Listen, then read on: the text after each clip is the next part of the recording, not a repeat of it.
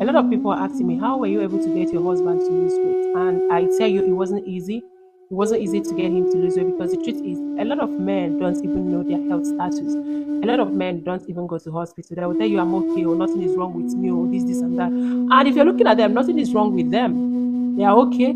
They are good. They eat all kinds of food, drink, and they are good.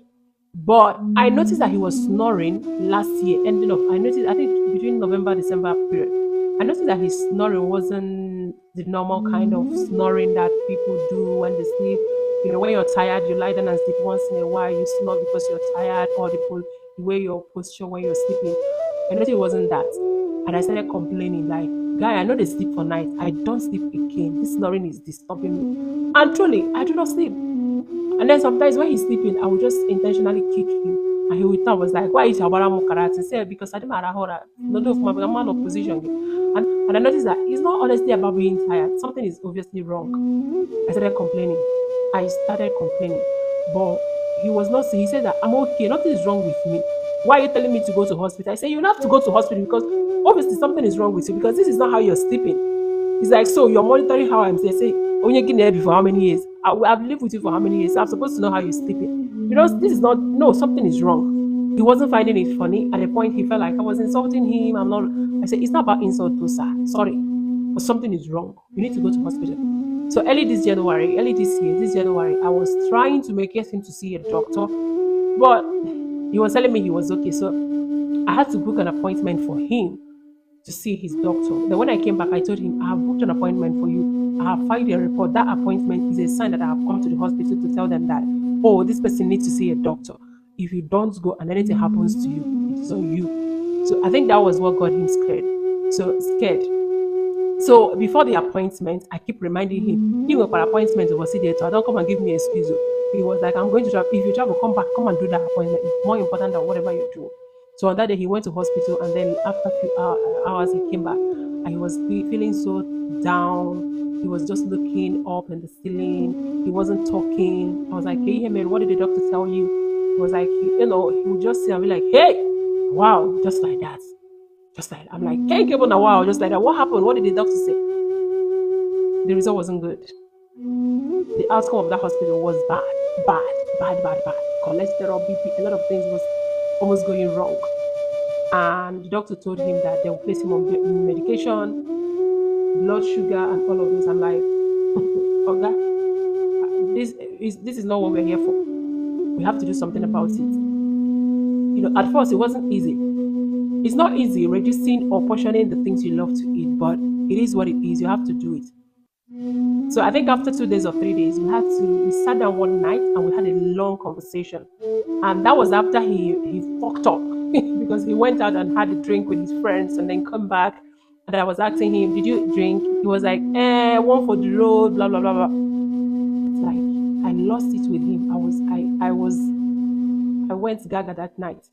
So after 2 or 3 days, we apologized and then we sat in the living room. We had a long conversation.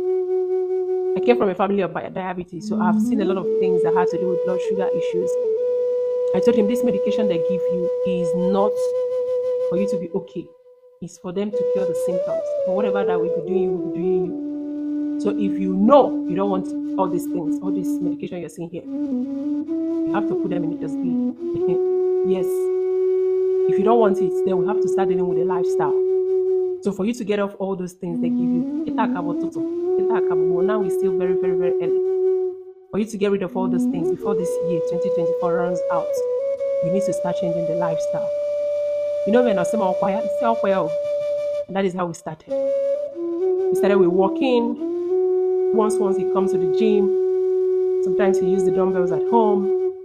I started reducing his food. Now, I did not remove anything from his food. The only thing that I stopped instantly was the alcohol. The only thing that I made him stop instantly was the alcohol. And then gradually I started removing some things from his food, portioning his food. And from portioning his food, we started removing some things. We got off bread, no breakfast till 12, 1, 2 p.m.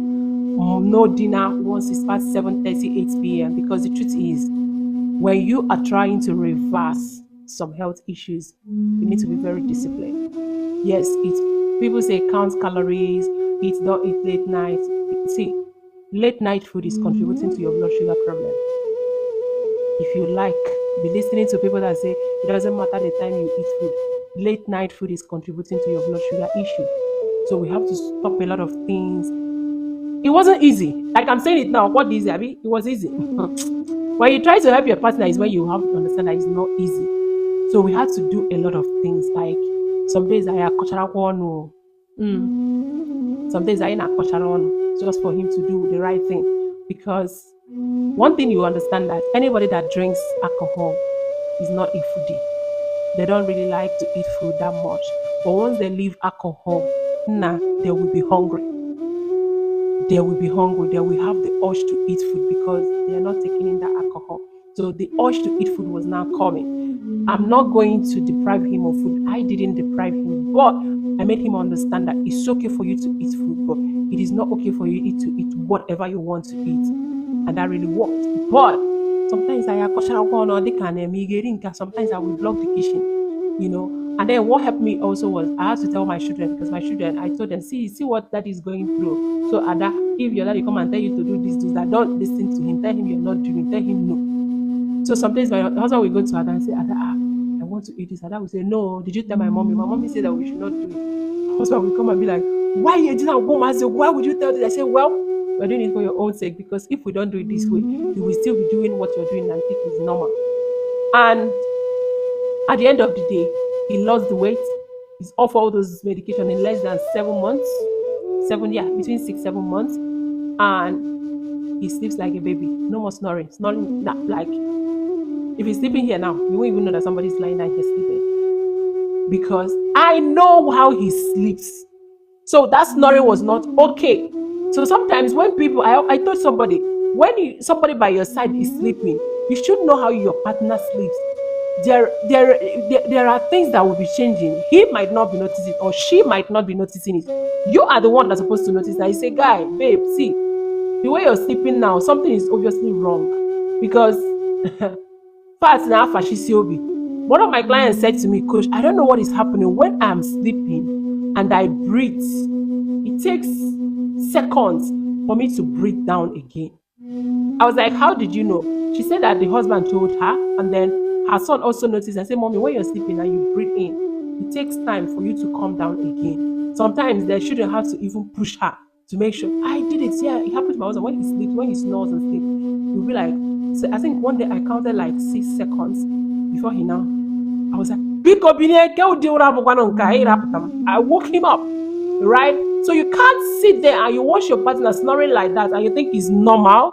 Some people will be like, it's so sad. No, it's not normal. Something is absolutely wrong. In fact, now the tongue is blocking something. Force her. Let them go to the hospital. So it wasn't easy, but I had to do what I had to do to make sure that it gets better. Not just for my sake, but for the sake of the children and for the sake of his health, because soon the end will be very important. So that was how we started. I started pushing him. See, if you've been in my classes, now I push you. So talk more of when you're sitting with me at home. That salad, why I go shop, you go shop. It's not like I'm eating another thing and I'm giving you another thing. So we are going to be eating the same food. So it's not like I will give you food and then I will go and be eating cake and bread. No. What you are eating is what I'm eating. And then one day he went to go, because he cooks food sometimes, and he noticed that we don't have Maggi. I told him, Oga, we know they cook Maggi, we use Maggi cook again. No. He was like, no. I said, all the food you've been eating, no Maggi. So cook the one you're cooking now without Maggi. If you want to reverse something, you need to put in the work and get the best out of it.